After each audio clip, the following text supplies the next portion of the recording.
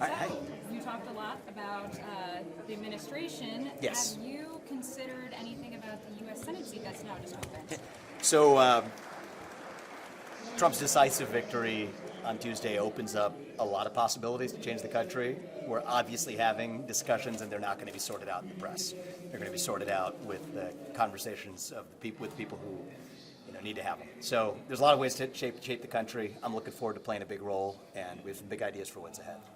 But how do you think you make the decision? I mean, you have an amazing, not just a fork in the road, but maybe three things. We throw the governor possibility in there. So I got a good piece of advice when I think I was about 21 years old when I got this advice, which is that it takes about as much effort to do something small and to do it well as it does to do something big and to do it well. And so I want to have the biggest possible impact on this country, and I want to have the biggest possible impact on this country using my own skills, right? Not everybody has the same skills. I'm an executive by background. That's sort of served me well as an entrepreneur, and those are skills that I'd like to put to use, and I want to reflect on the biggest and best possible way that we can use that skill set as an outsider to hopefully transform this country. And I obviously care immensely about this state. The future of Ohio is important to me as well. And so, as I said on stage, Ohio's story is the country's story, and we're an embodiment of how we save the country. And so I'm looking forward to that. Have you ruled out a Senate appointment if the governor was interested? For the purpose of this conversation, I'll just say we are having a lot of conversations with President Trump, the transition, and at every level about what's next. And I'm looking forward to sharing that with you once we've made decisions. But we're not going to sort that on the press.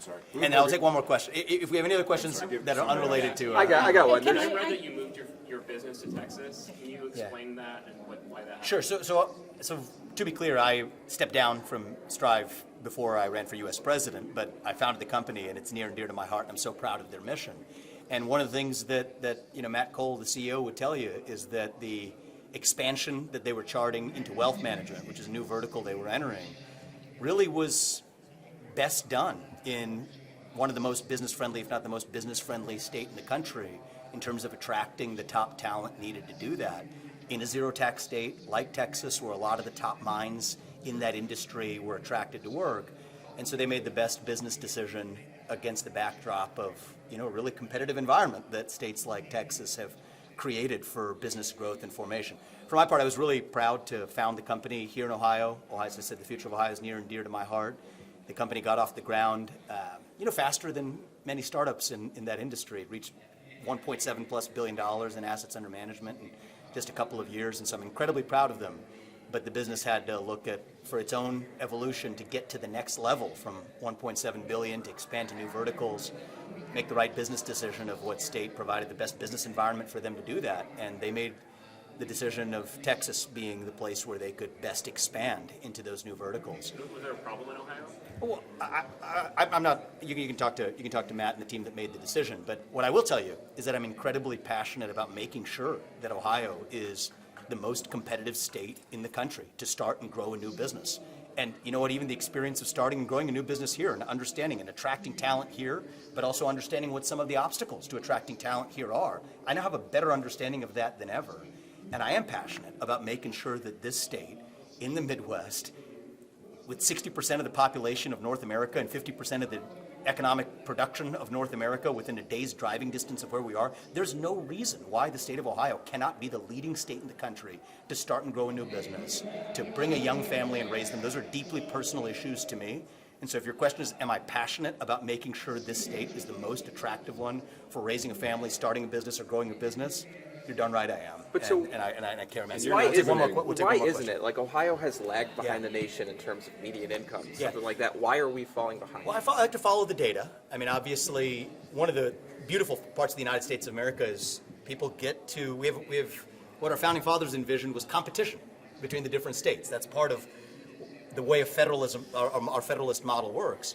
If you look at just last year's data, what are the top two states that people moved into? So you could look at migration pattern, moving in or out of. I'm sure you guys could guess what number 1 and 2 on the list are. Somebody could guess? Florida and Texas. Florida and Texas. You nailed it. Florida and Texas. And so Florida and Texas are number 1 and 2. Do you know what Ohio is on that list? We're the most left, aren't we? Number 38. 38. So I think as a state with as talented people as we have in this state, I think a state with all of the geographic advantages that we have, a state with the history that we have, that we deserve to be proud of. There's no reason for Ohio to be number 38 on that list. I think that Florida and Texas, kudos to them for being number 1 and 2 on the list, but you know what? I think Ohio should be number 1 on that list. And you could look at a range of reasons of what's different in those two states for business environment and for even other, from a family or other perspective. What are some learnings that we could bring to this state? Absolutely. Is that critical of the leadership of the state? No, it's not. I think they've done a great job of getting this state to where it is. But when we think about how do we take this state and this country to the next level, that's what I care about. And in the moment we live in right now after the election, I just think it is such an opportunity for us to, whether it's between the left and the right or within the right, end the blame games, end the game of pointing the finger of who was responsible for which failure in the past, and to just ask the question as Americans, and in our state as Ohioans, what is going to take us to the next level to make us the best version of who we can possibly be? And I'm all in for that, without blaming Democrats or pointing the finger at anybody else. How are we going to make this country the best version of itself?